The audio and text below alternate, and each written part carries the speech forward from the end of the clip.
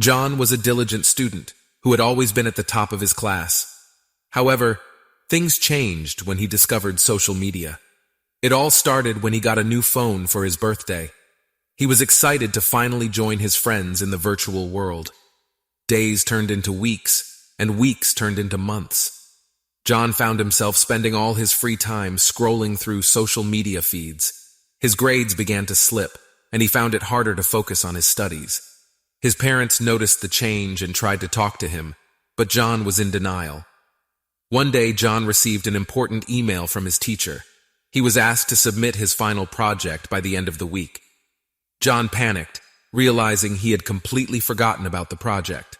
However, instead of getting to work, he decided to spend his time on social media, convincing himself he needed a break before getting started.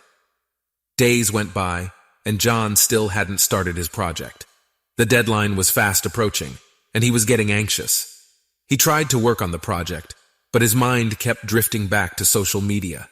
He felt trapped, unable to break free from the grip of social media addiction. It wasn't until he received a notification from one of his friends that he realized he had missed the deadline. John was devastated. He had never missed an assignment before, and he knew this would affect his grades. He felt ashamed and embarrassed.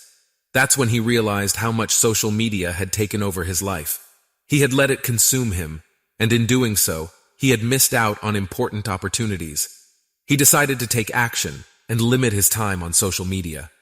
It wasn't easy, but with determination and self-discipline, John was able to break free from the social media trap.